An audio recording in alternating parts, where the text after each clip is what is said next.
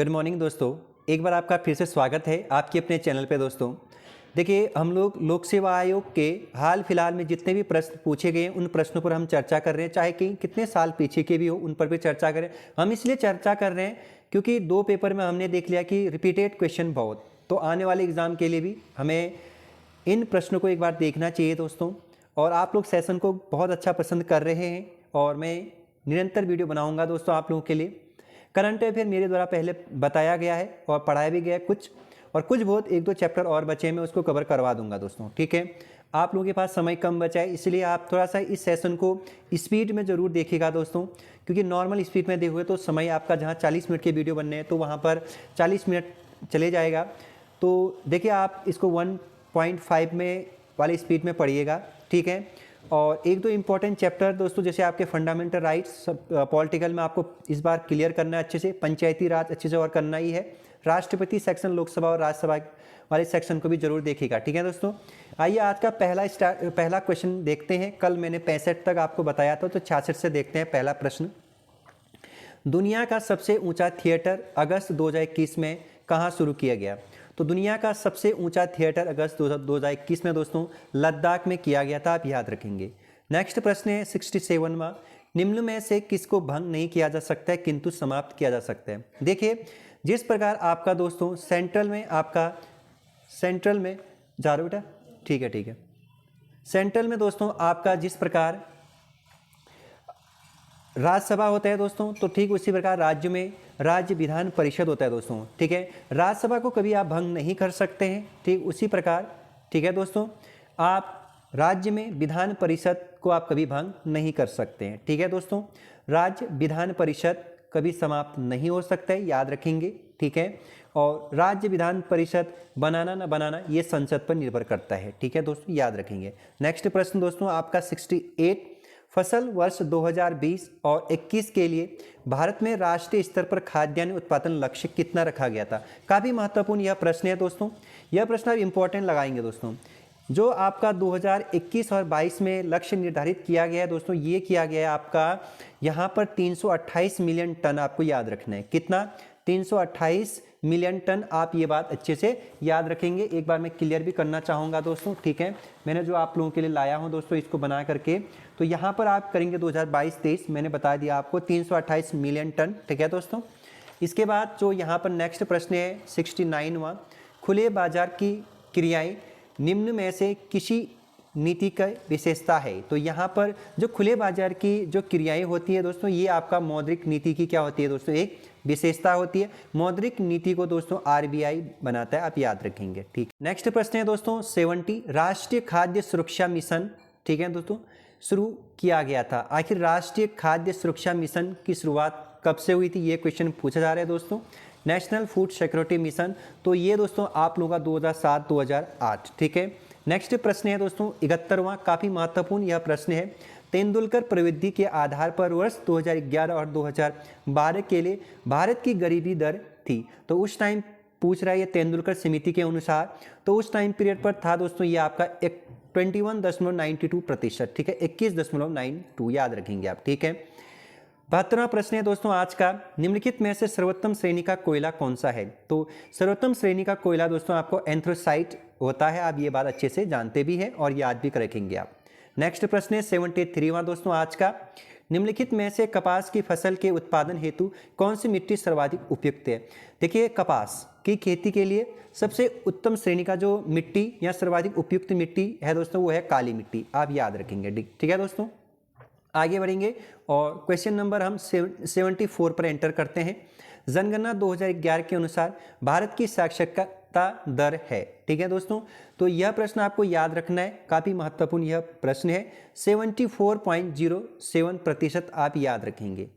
75वां प्रश्न है, मुख्य केंद्रीय क्षेत्र पृथक करता है, किसको अलग करता है? मुख्य केंद्रीय जो भ्रंश रेखा होती है, यह बृहद हिमालय तथा लघु हिमालय को अलग करता है। तो जैसे प्लेलिस्ट में जाएंगे आप दोस्तों, तो वहाँ पर मैंने उत्तराखंड के जो भौगोलिक विभाजन है दोस्तों, वहाँ पर मैंने ये बृहद हिमालय तथा लघु हिमालय को अलग करके बताया है अच्छे से। ठीक है। यहाँ से आने वाले जो भी एग्ज़ाम होंगे वहाँ से वहाँ फिर आपको सवाल मिलेंगे और सवाल बनेंगे। जो उत्तराखंड का भौगोलिक विभाजन है 8, उस भौगोलिक विभाजन को आप अच्छे से पढ़िए दोस्तों, क्योंकि वहीं से इस बार भी सवाल बना था और आगे भी बनेगा, ठीक है। 76वां प्रश्न है, निम्न में से कौन सी संवैधानिक संस्था है? संवैधानिक संस्था मतलब जिसका उल्लेख संविधान में हो, ठीक है। विश्वविद्यालय अनुदान, दूसरा है भारतीय प्रतिस्पर्धा आयोग, तीसरा है भारत का निर्वाचन आयोग, चौथा है केंद्रीय विद्युत नियामक आयोग। देखिए विश्वविद्यालय अनुदान का आयोग आपका संविधान में नहीं है, भारतीय प्रतिस्पर्धा आयोग का नहीं है, केंद्रीय विद्युत नियामक आयोग का भी नहीं है, ठीक है दोस्तों। हाँ, भारत का निर्वाचन आयोग का उल्लेख है 324 आर्टिकल में, ठीक है, 324, 25, 26, ठीक है दोस्तों। नेक्स्ट आप याद रखेंगे 77वां प्रश्न, काफी महत्वपूर्ण प्रश्न है 77वां भी। सरकारिया आयोग का मुख्य कार्य क्या था? आखिर सरकारिया आयोग क्यों गठित की गई थी? तो आप याद रखेंगे केंद्र राज्य संबंधों का पुनर्निरीक्षण करना ही आपका सरकारिया आयोग गठित की गई थी, याद रखेंगे। नेक्स्ट प्रश्न है, फिर से रिपीट हो गया, देखिए क्वेश्चन दोस्तों, यूएनडीपी की मानव विकास रिपोर्ट आप याद रखेंगे दोस्तों, यह प्रश्न काफी महत्वपूर्ण है। विश्व में भारत का मानव विकास सूचकांक क्या है? तो 2022 को आपको याद रखना है, क्योंकि जो एसडीआई जो यूएनडीपी है दोस्तों, एसडीआई रैंक हर 2 साल में जारी करता है। मतलब इससे पहले 2020 में किया था, तो अब 2022 का जो सूचकांक है वो जारी हो चुका है और भारत का स्थान यहाँ पर दोस्तों 132वां है। कितने हैं दोस्तों? 132वां क्रम है। और एसडीआई की जो वैल्यू है दोस्तों, जो वैल्यू सूची है, तो वहाँ पर हम मध्यम श्रेणी में आते हैं। किस श्रेणी में आते हैं दोस्तों? मध्यम श्रेणी। अपना प्यारा देश भारत को मध्यम श्रेणी में रखा गया है। अगर वैल्यू पूछी जाएगी तो कहाँ पर है? तो 0.633%, ठीक है दोस्तों। एक बार ये सवाल बना है तो आगे भी बन सकता है। तो 0.633 ये आपका हमारे जो मध्यम श्रेणी में यहाँ पर है हम, ठीक है, आप याद रखेंगे। नेक्स्ट है दोस्तों आपका, निम्नलिखित में से कौन सा जोड़ा सही नहीं है? पूछ रहा है कि कौन सा जोड़ा सही नहीं है, कह रहा है पंजाब हिमालय से लेकर के सिंधु सतलज हिमालय के मध्य, बिल्कुल सही है। मतलब सिंधु एवं सतलज के मध्य सिंधु व सतलज नदियों के मध्य का जो हिमालय है वो पंजाब हिमालय रेंज में आता है। दूसरा है आपका यमुना एवं काली, जो यमुना आपका उत्तरकाशी और जो काली आपका पिथौरागढ़ पूर्वी जैक्सर श्रेणी काला पानी, तो इसको बोलते हैं कुमाऊं हिमालय, बिल्कुल। नेपाल हिमालय यहाँ पर गलत है दोस्तों, ठीक है। यहाँ पर असम हिमालय आपका सही है। तीस्ता एवं ब्रह्मपुत्र नदियों के मध्य वाला आपका रीजन असम हिमालय आता है, ठीक है दोस्तों, याद रखेंगे। नेक्स्ट है दोस्तों आपका पूर्व से नहीं सॉरी पश्चिम से पूर्व को मिलाना है, ठीक है दोस्तों, उस साइड से, ठीक है, आप याद रखेंगे पश्चिम से पूर्व को आना है। अच्छे से क्वेश्चन को पढ़िए, ठीक है। यहाँ पर जो आपका राइट आंसर हो जाएगा दोस्तों, सबसे पहले आपका जोजिला दर्रा आता है, ठीक है। आप जम्मू कश्मीर और हिमाचल प्रदेश के जो ऊपरी रीजन में आएगा जोजिला दर्रा आएगा। इसके बाद आपका दोस्तों आपका सिपकिला दर्रा आता है। इसके बाद आपका मुलिंगला दर्रा आएगा दोस्तों। इसके बाद यहाँ पर जो इंपॉर्टेंट हुआ है वो जलेप्ला आता है। क्या आता है दोस्तों? जलेप्ला दर्रा और बोमडीला दर्रा, ठीक है दोस्तों। यह प्रश्न आप याद रखेंगे। 81वां प्रश्न, निम्नलिखित में से कौन सी दक्षिण भारत की सबसे ऊंची चोटी है? तो देखिए दक्षिण भारत की सबसे ऊंची चोटी पूछी जा रही है, क्या महेंद्रगिरी है, अरमा कुंड्रा है या फिर मुनकुर्थी है? तो यहाँ पर दोस्तों जो राइट आंसर हो जाएगा अन्नामुड़ी तमिलनाडु का, ठीक है दोस्तों, इसे आप याद रखेंगे। 82वां प्रश्न है, काफी महत्वपूर्ण यह प्रश्न भी कहूंगा मैं। उत्तराखंड राज्य की सबसे ऊंची पर्वत चोटी का नाम बताइए, ये पूछ रहा है दोस्तों। तो उत्तराखंड राज्य की सबसे ऊंची चोटी पर्वत चोटी, तो सबसे पहले आप याद रखना है चमोली में स्थित है, ठीक है। 7,716 मीटर, आप ये याद रखेंगे, नंदा देवी, ठीक है। इसके बाद नेक्स्ट है दोस्तों, उत्तराखंड राज्य में निम्नलिखित में से किस जिले का भौगोलिक क्षेत्र सबसे अधिक है दोस्तों? तो ये पूछ रहा है कि उत्तराखंड राज्य में निम्नलिखित में से किस जिले का भौगोलिक क्षेत्र सबसे अधिक है। देखिए यहाँ पर क्योंकि चमोली नहीं दिया गया है तो यहाँ पर दिया गया उत्तरकाशी। क्या दिया गया दोस्तों? उत्तरकाशी। तो आपका राइट आंसर हो जाएगा उत्तरकाशी। क्यों? क्योंकि उत्तरकाशी का जो क्षेत्रफल है ये 8,016 वर्ग किलोमीटर स्क्वायर है। वही अगर चमोली होता तो चमोली राइट करते दोस्तों वर्तमान समय में, क्योंकि चमोली का 8,030 वर्ग किलोमीटर स्क्वायर है, ठीक है दोस्तों। 84वां प्रश्न है दोस्तों, अलकनंदा की कौन सी सहायक नदी कर्णप्रयाग में मिलती है? तो कर्णप्रयाग चमोली में स्थित, आप याद रखेंगे, ठीक है दोस्तों, सबसे पहले। और कर्णप्रयाग में अलकनंदा की जो सहायक नदी है वो पिंडर अपना संगम बनाती है कर्णप्रयाग में। कैसे याद रखेंगे दोस्तों? कैप। कैसे याद रखेंगे दोस्तों? कैप। और इस बार आपको एक चीज़ याद रखनी है दोस्तों, 22 तारीख के लिए जिन भी दोस्तों का पेपर है, आप एक काम करिए, अच्छे से पंच प्रयागों को याद करिए नीचे से, मतलब अगर सवाल पूछेगा दक्षिण से उत्तर की ओर और उत्तर से दक्षिण, तो आपको याद रखने सबसे पहले दोस्तों देवप्रयाग। ठीक है दोस्तों, इस तरीके से आपको याद रखने, उत्तर से नीचे, दक्षिण से उत्तर और उत्तर से दक्षिण को ऊपर से नीचे भी आना है आपको। ठीक है दोस्तों, विष्णु प्रयाग सबसे ऊपर आएगा वहां से। ठीक है दोस्तों, याद रखेंगे। कर्णप्रयाग में कैप याद रखे। ठीक है दोस्तों, कर्णप्रयाग, अलकनंदा और पिंडर। ठीक है दोस्तों, और आप थोड़ा सा डाउट वाला एक कॉपी बनाइएगा, उस कॉपी का नाम ही डाउट होना चाहिए। उसमें खास करके आप क्या क्या चीज़ें लिखेंगे, जैसे जहाँ पर आपको कभी कभी डाउट होता है कि यार ये कर्णप्रयाग नीचे पर था या फिर रुद्रप्रयाग नीचे पर है, ऐसी चीज़ें आप काफ़ी ज़्यादा हमें कंफ्यूज रहता है, तो उस कंफ्यूज को उसी पे लिखिए। जैसे सूचकांक है, जहाँ पर आप या फिर हम लोग बार बार क्या होते हैं कि कंफ्यूज में रहते हैं दोस्तों। ठीक है, तो आप इनको क्या करिएगा, कभी कभी देखते रहिएगा। ठीक है, जो समझ रहे हैं आप दोस्तों। ठीक है, नेक्स्ट 85वां प्रश्न है दोस्तों, काफ़ी महत्वपूर्ण। हिमालय फ्रंटियर थ्रस्ट HFT स्थित है, तो ये है गंगा मैदान एवं शिवालिक के मध्य में आपका हिमालय फ्रंटियर स्थित है। ठीक है दोस्तों, याद रखेंगे। नेक्स्ट प्रश्न है दोस्तों आपका, 2011 की जनगणना के आधार पर निम्नलिखित जिलों की जनसंख्या के आधार पर आरोही क्रम में, ठीक है दोस्तों, मतलब घटते हुए क्रम में आपको लाना है। ठीक है, सॉरी आरोही कह रहे ना, बढ़ते हुए क्रम में जाना है। ठीक है दोस्तों, आपको यहाँ पर सबसे पहले आ जाएगा रुद्रप्रयाग, वैसे भी आपका जनसंख्या में सबसे कम। ठीक है दोस्तों, इसके बाद आपका चंपावत। ठीक है दोस्तों, इसके बाद आपका बागेश्वर है, इसके बाद आपका उत्तरकाशी। आपको यहाँ पर सबसे एक चीज याद रखना है, सबसे ज्यादा जनसंख्या, ठीक है, कौन सा जिला, हरिद्वार, वह सबसे कम आपका रुद्रप्रयाग। ठीक है, वही आपको इसका ठीक अपोजिट भी कर देना है दोस्तों, शिक्षा या साक्षरता में। ठीक है, सबसे अधिक पुरुष में आपका क्या हो जाएगा, रुद्रप्रयाग। ठीक है दोस्तों, वेरी गुड, याद रखेंगे आप। 87वां प्रश्न, 2001 से लेकर 2011 के दशक में उत्तराखंड में जनसंख्या वृद्धि दर क्या रही है। तो ये पूछ रहे हैं कि दशकीय वृद्धि दर जो 10 साल में जनसंख्या वृद्धि दर उत्तराखंड की कितनी प्रतिशत रही है। तो कहीं किताबों में आप 17 समथिंग भी पढ़ते होंगे, तो कहीं किताबों में 18.80 भी पढ़ते होंगे।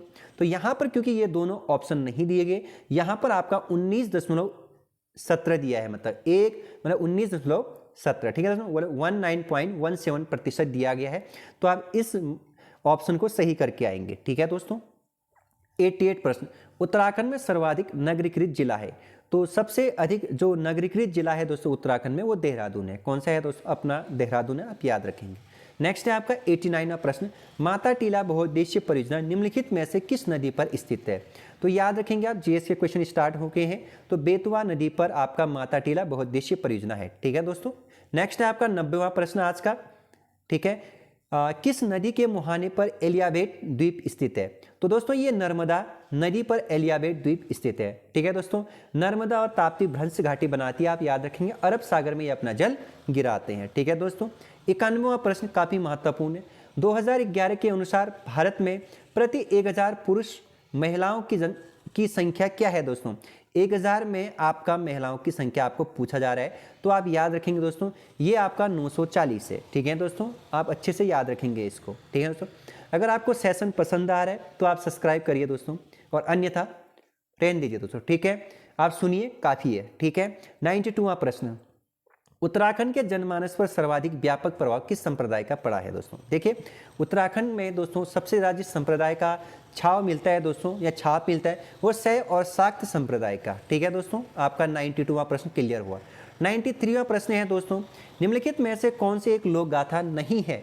देखिए दोस्तों, प्रश्न को सबसे पहले ये देखिए कि है या नहीं है, क्या पूछ रहा है, ये पूछ रहा है नहीं है कह रहा है। ठीक है दोस्तों, क्या हारुल, जागर, लारिसा या रमोला। दोस्तों लोक गाथा यहाँ पर है दोस्तों पुरानी देवी देवताओं का। ठीक है, लोक गाथा जिसमें आप क्या करते हैं, जब गांव में जाते हैं तो आप कुछ ना कुछ सुनते होंगे दोस्तों, जैसे जागर गाथा। ठीक है, यहाँ पर आप याद रखिए, हारुल है, बिल्कुल है, जागर है और रमोला है, लारिसा नहीं है। ठीक है दोस्तों, नेक्स्ट है 94वां प्रश्न है, निम्नलिखित में से किस जनपद में हिल जात लोक नाट्य का आयोजन होता है।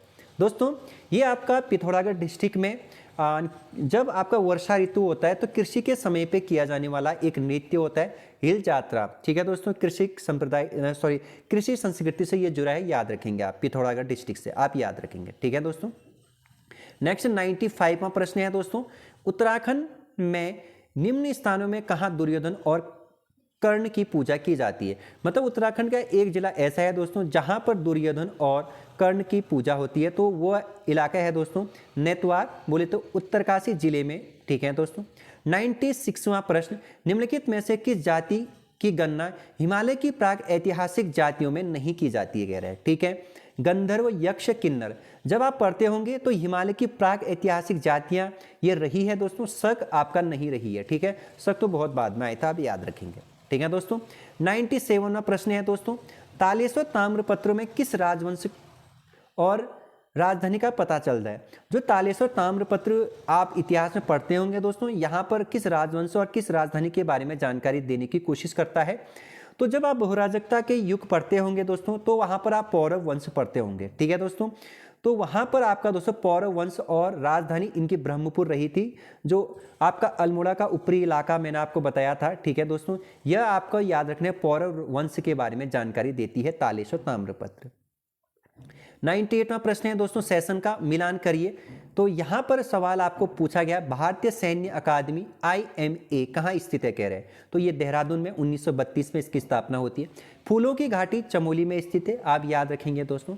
भेल बोले तो BHL कहाँ है दोस्तों, उत्तराखंड में, तो आप याद रखेंगे हरिद्वार में है। पिंडारी ग्लेशियर आपका बागेश्वर में, आप याद रखेंगे। ठीक है दोस्तों, पिंडारी ग्लेशियर खास करके 3 डिस्ट्रिक्टों में फैला है, चमोली, बागेश्वर और पिथौरागढ़ में। सबसे ज़्यादा विस्तार इसका दोस्तों आपका बागेश्वर में है। ठीक है, इसलिए आपको पिंडारी ग्लेशियर बागेश्वर में आप याद रखिएगा। नेक्स्ट है दोस्तों 99वां प्रश्न सेशन का, निम्नलिखित में से ब्राह्मणों की कौन सी उपजाति स्थान के आधार पर आधारित नहीं है। छिपवाल, कपोली, सनवाल, जोशी। तो यहाँ पर राइट आंसर हो जाएगा दोस्तों जोशी। 100वां प्रश्न है सेशन का, पेपर नंबर 2 और क्लास नंबर 3 का। 100, निम्नलिखित में से कौन सी जनजाति उत्तराखंड से संबंधित नहीं है दोस्तों। तो उत्तराखंड की जनजाति है दोस्तों, पूछा गया है जौनसार, बिल्कुल उत्तराखंड की है। थारू बिल्कुल है। बुक्सा बिल्कुल है दोस्तों। जौनसार आपका देहरादून, जौनसार भाबर क्षेत्र में, और थारू आपका दोस्तों खास करके उधम सिंह नगर, ठीक है, और बुक्सा आपका ये जो आपका ये चंपावत इधर वाला इलाका यहाँ, ठीक है दोस्तों, और बेगा यहाँ की नहीं है, आप याद रखेंगे। ठीक है दोस्तों, आइए स्टार्ट करते हैं आज का फिर नेक्स्ट पेपर दोस्तों, क्योंकि इसमें तो 100 ही प्रश्न थे दोस्तों। ठीक है, वन क्षेत्राधिकार 28/11/2021 में पूछा गया। ठीक है दोस्तों, अब देखिए दोस्तों वन क्षेत्राधिकार, क्योंकि इसका पेपर 28 को हुआ था, तो इसमें देखेंगे हम कौन से वह महत्वपूर्ण प्रश्न हैं जो आयोग ने पूछे हैं। क्या ये प्रश्न हमारे लिए इंपॉर्टेंट है? बिल्कुल इंपॉर्टेंट होने वाला है, आप याद रखेंगे। ठीक है दोस्तों, या अच्छे से हम इसको देखेंगे।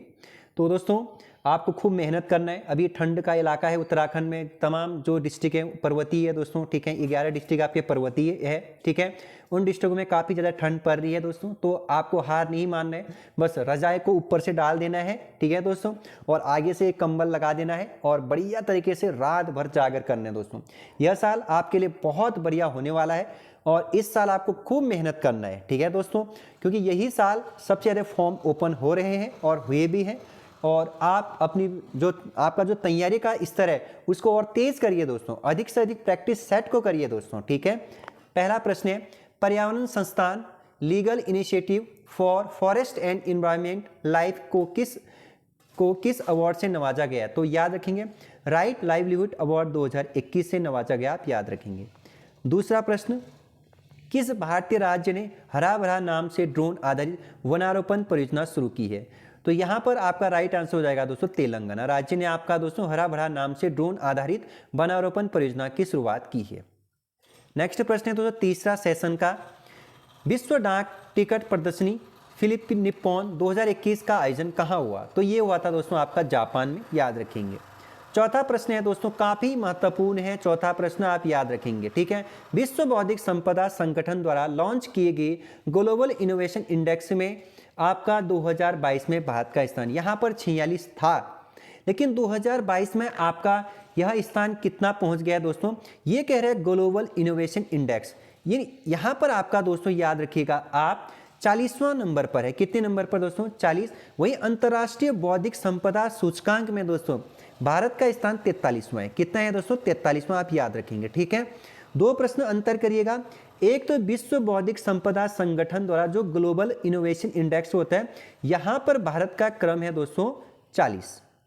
वही अंतर्राष्ट्रीय बौद्धिक संपदा सूचकांक में दोस्तों भारत का स्थान है आपका 43वां। दोनों समझ में आया? आगे बढ़ता हूं। फसाई के तीसरे राज्य खाद्य सुरक्षा सूचकांक में कौन सा स्थान शीर्ष पर रहा दोस्तों? तो यह आपका शीर्ष पर रहा था उस टाइम पीरियड, तो तीसरे राज्य खाद्य सूचकांक ये उस टाइम पे गुजरात रहा था। लेकिन जो 2022 का जो रिपोर्ट आ रखा है दोस्तों फसाई का, तो यहाँ पर आपका दोस्तों तमिलनाडु टॉप पर पहुँच गया है। ठीक है दोस्तों, तो आपको याद रखना है। ठीक है, भारतीय खाद्य संरक्षण एवं मानक प्राधिकरण इसका फुल फॉर्म होता है, फूड सेफ्टी करके। ठीक है, आप इसका फुल फॉर्म भी याद रखेंगे, काफ़ी महत्वपूर्ण है, याद रखेंगे तमिलनाडु। ठीक है, छठा प्रश्न है, ई वेस्ट से निपटने के लिए आईआईटी मद्रास द्वारा विकसित एक ऑनलाइन प्लेटफॉर्म का नाम क्या है? ई सोर्स। क्या है दोस्तों? ई सोर्स। ठीक है, नेक्स्ट प्रश्न है सातवां, भारतीय रिजर्व बैंक द्वारा शुरू किया गया एफआई इंडेक्स संबंधित है फाइनेंशियल इक्विलेंस इंक्लूजन से। ठीक है दोस्तों, आठवां प्रश्न, निम्नलिखित में से 100% कोविड-19 टीकाकरण लक्ष्य प्राप्त करने वाला पहला शहर कौन सा बना? तो दोस्तों उड़ीसा का एक शहर भुवनेश्वर। ठीक है दोस्तों, राजधानी याद रखेंगे आप भुवनेश्वर। 100% कोविड टीकाकरण 19 कोविड जो 19 हुआ था वो टीकाकरण लक्ष्य करने में सफलता हासिल करने वाला पहला शहर बन गया, आप याद रखेंगे। ठीक है, नेक्स्ट है दोस्तों नौवां प्रश्न, स्वयं सहायता समूह के उत्पादकों के विपणन के लिए आवास एवं शहरी मंत्रालय द्वारा शुरू किया गया ब्रांड का नाम क्या है? पूछ रहा है स्वयं सहायता समूह के उत्पादकों के विपणन के लिए। तो सोन चिड़िया। क्या है दोस्तों? सोने की चिड़िया बोले तो सोन चिड़िया पर बात की जा रही है। ठीक है, नेक्स्ट है 10वां प्रश्न है दोस्तों, पर्यावरण प्रभाव आकलन EIA एक नियोजन यंत्र बोले तो साधन है जो नियोजन के प्रारंभिक चरण से विकासीय प्रक्रिया में पर्यावरणीय के मुद्दों को समाहित करता है। नदी घाटी परियोजना आदि हेतु भारत में यह प्रथम बार कब उपयोग में लाया गया था? तो 1978 में पर्यावरण प्रभाव आकलन का एक नियोजन यंत्र लाया गया था, आप याद रखेंगे। ठीक है दोस्तों, काफ़ी अच्छा प्रश्न है ये। ऐसे ही प्रश्न आयोग 2-3 प्रश्न पूछता है, आपने देखे भी होंगे। नजला रमदानी किस देश की पहली महिला प्रधानमंत्री नामित हुई है? तो याद रखेंगे दोस्तों, ये ट्यूनीशिया की बनी है। कहाँ की बनी है? ट्यूनीशिया। नेक्स्ट है प्रश्न आज का प्रश्न नंबर 12वां सेशन का, कारीगरों को सशक्त बनाने और हस्तशिल्प के क्षेत्र को मजबूत करने के लिए किस संगठन ने एक ऑनलाइन पोर्ट माई ई हॉट लॉन्च किया है? माई ई हॉट लॉन्च किया है दोस्तों, ये किया है आपका HCL फाउंडेशन के द्वारा। ठीक है दोस्तों, HCL फाउंडेशन के द्वारा। ठीक है, वही न्यूयॉर्क सिटी के तौर पर केदारनाथ घाटी को आपका हॉट सिटी के रूप में कन्वर्ट करने की कोशिश की जा रही है, याद रखेंगे। ठीक है दोस्तों, ये भी एक करंट अफेयर क्वेश्चन था। नेक्स्ट प्रश्न है आपका 13वां प्रश्न, जून 2021 में माइक्रोसॉफ्ट के अध्यक्ष के रूप में किसे नियुक्त किया? तो सत्य नडेला, याद रखेंगे। 14वां प्रश्न, भारत का सबसे बड़ा तैरता सौर ऊर्जा संयंत्र किस राज्य में स्थापित किया गया है? दोस्तों तो यह प्रश्न काफी इंपॉर्टेंट होने वाला है।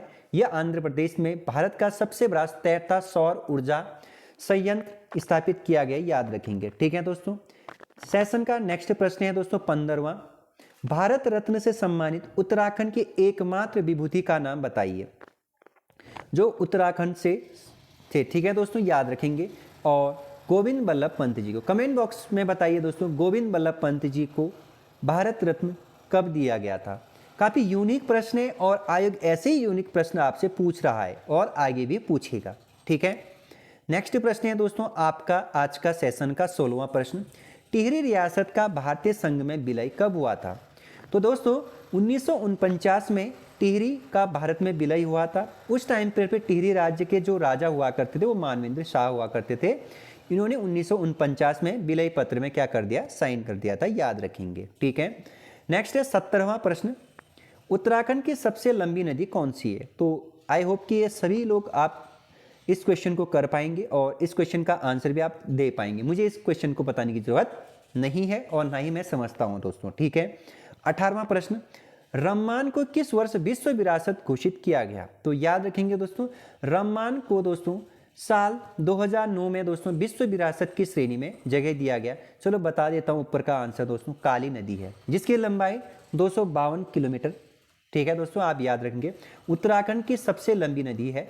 ठीक है दोस्तों, आई होप कि इसका आंसर आप लोग बहुत आसानी से दे पाएंगे। नेक्स्ट है दोस्तों प्रश्न नंबर आपका 19वां, गणिका नाटक के लेखक कौन हैं? तो दोस्तों कई बार पूछा गया है यह प्रश्न और पूछा भी जाएगा आगे भी। मौलाना पर जितने भी फैक्ट आपको मिलेंगे उसको अवश्य याद करिएगा। मोलाराम ने गणिका नामक नाट्य की रचना की है, मतलब लेखक है, याद रखेंगे। 20वां प्रश्न, अवतार सिंह पंवार प्रसिद्ध है एक डैश डैश के रूप में, ठीक है दोस्तों। तो यही आपका राइट आंसर हो जाएगा, ये मूर्तिकार है, ठीक है दोस्तों। नागेंद्र सकलानी किस तिथि को शहीद हुए थे उत्तराखंड में? तो याद रखिए दोस्तों, ये आपको याद रखना है जब आपका कीर्तिनगर आंदोलन हुआ था, तो 11 जनवरी 1948 को, ठीक है दोस्तों, याद रखेंगे, ठीक है। इसके बाद एक प्रश्न दोस्तों आपका 22वां प्रश्न, इकोनॉमिस्ट इंटेलिजेंस यूनिट द्वारा जारी किए गए सुरक्षित शहरों के सूचकांक 2021 में किस शहर को दुनिया का सबसे सुरक्षित शहर घोषित किया गया? तो दोस्तों 2021 का ये पूछ रहा है कि सुरक्षित शहर किसे घोषित किया गया था? तो ये कोपेनहेगन को किया गया था। किसे किया गया था दोस्तों? कोपेनहेगन को। अगर वही सवाल पूछाएगा कि 2022 में आपका सुरक्षित शहरों की सबसे जो सुरक्षित शहर घोषित किया गया है, ये किया गया है आपका टोक्यो को। किसको किया गया है दोस्तों? टोक्यो को। फिर इसके बाद आपका कहीं कहीं सिंगापुर भी मिल सकता है, लेकिन आप याद रखिएगा टोक्यो को किया गया है, ठीक है। नेक्स्ट प्रश्न है दोस्तों सेशन का 23वां, ठीक है। सुनील लुल्ला के इस्तीफे के बाद ब्रॉडकास्टिंग ऑडियंस रिसर्च काउंसिल बार का सीईओ किसे बनाया गया है? तो यह प्रश्न काफी इंपॉर्टेंट है दोस्तों। ब्रॉडकास्टिंग का जो नया सीईओ बनाया गया है, सीईओ बनाया गया है, ये नकुल चोपड़ा जी को बनाया गया है। किसको बनाया गया है? नकुल चोपड़ा जी को, ठीक है। नेक्स्ट है दोस्तों सेशन का 24वां प्रश्न, उत्तराखंड उच्च न्यायालय ने सबसे पहले किस नदी को जीवित नदी का दर्जा दिया था? सॉरी, तो दोस्तों 4 नवंबर का वो दिन याद रखिए 2008 का, गंगा नदी को हाईकोर्ट ने क्या दिया दोस्तों? जीवित प्राणी का दर्जा दिया है, आप याद रखेंगे, ठीक है। सेशन पसंद आ रहा है तो सब्सक्राइब करिए दोस्तों, अन्यथा आप सुनते रहिए, ठीक है दोस्तों, मैं पढ़ाते रहूँगा, ठीक है दोस्तों। नेक्स्ट प्रश्न है दोस्तों आपका 25वां, पुरोला में उत्खनित यज्ञ वेदिका स्थल पर किस वंश से संबंधित तांबे का सिक्का प्राप्त हुआ है? तो ये क्योंकि करंट अफेयर का प्रश्न था, ये 2020-21 का 21 में है दोस्तों। ये उस टाइम पे मिला है दोस्तों आपका कुनिंद राजवंश का, ठीक है। 26वां प्रश्न है दोस्तों, उत्तराखंड में प्राप्त सबसे प्राचीन अभिलेख निम्नलिखित में से कौन सा है? तो सवाल पूछ रहा है उत्तराखंड में प्राप्त सबसे प्राचीन अभिलेख निम्नलिखित में से कौन सा है? तो कल भी मैंने इस प्रश्न पर चर्चा किया था, आज भी चर्चा कर रहा हूं और आगे भी चर्चा करते रहूंगा। मौर्य काल के महान सम्राट अशोक ने अपना एक अभिलेख जो स्थापित किया था, ये कालसी में किया था, आप याद रखेंगे, ठीक है। कालसी नामक स्थान देहरादून में, याद रखेंगे, ठीक है। तो मौर्यकालीन जानकारी देता है ये, ठीक है, याद रखेंगे। नेक्स्ट है दोस्तों 27वां, उत्तराखंड के किस जनपद का भौगोलिक क्षेत्रफल सर्वाधिक है? तो इससे पहले जब मैं थोड़ी देर पहले आपको ऊपर के क्वेश्चन बता रहा था, तो वहां पर भी मैंने चर्चा किया था चमोली, ठीक है दोस्तों।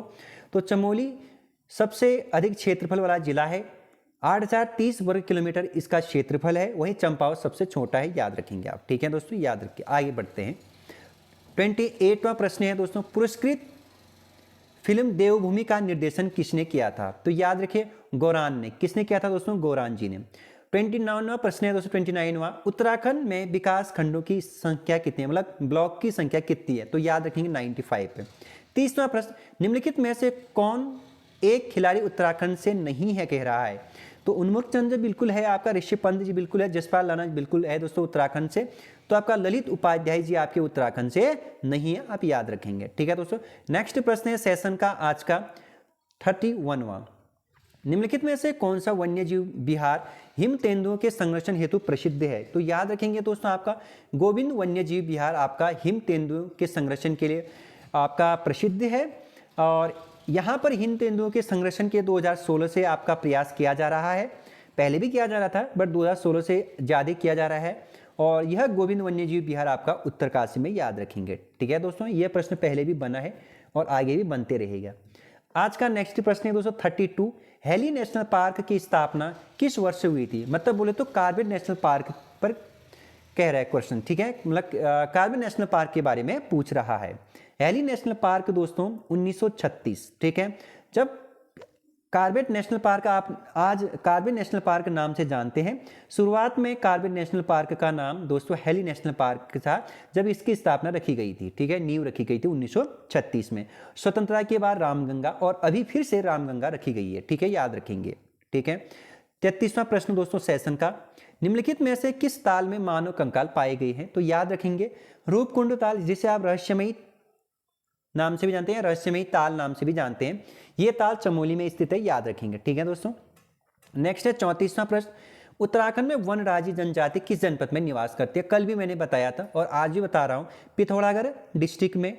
ठीक है दोस्तों, यहाँ पिथौरागढ़ जिले में यह जनजाति निवास करते हैं, याद रखेंगे।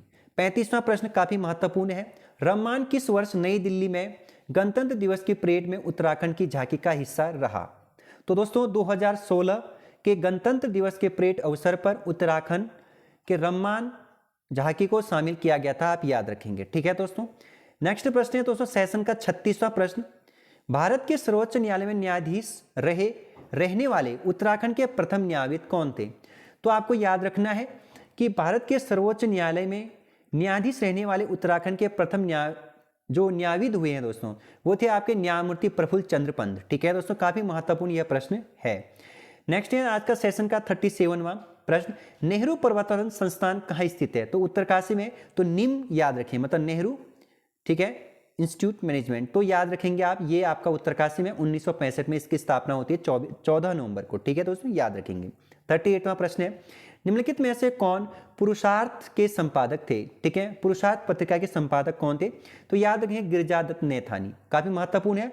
पत्रिका का अगर आपको वीडियो चाहिए तो प्लेलिस्ट में जाइए दोस्तों, पूरा पत्रिका मैंने अच्छे से समझा रखा है। ठीक है दोस्तों।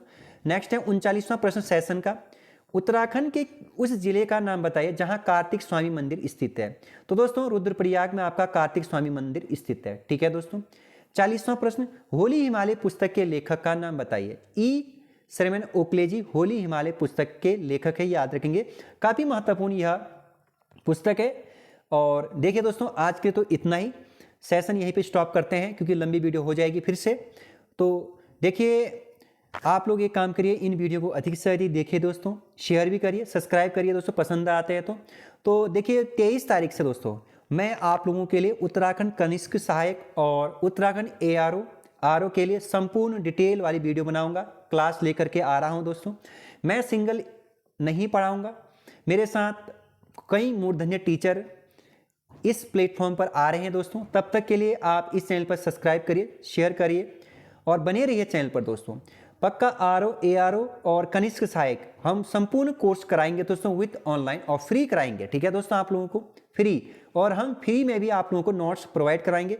बट एक ही काम करिएगा आप लोग कि उसका आप प्रिंट आउट जरूर निकालिएगा। ठीक है, चाहे GS के पोर्शन में हो, चाहे आप उत्तराखंड के पोर्शन में हो, चाहे निबंध का पोर्शन हो, पत्र लेखन हो, हम पूरा कोर्स कराएंगे दोस्तों। ठीक है, और मैं लेकर के जो टीचर आ रहा हूं दोस्तों वो वेल क्वालिफाइड है, जिन्होंने लोक सेवा आयोग के तमाम एग्जामों को क्रैक किया है।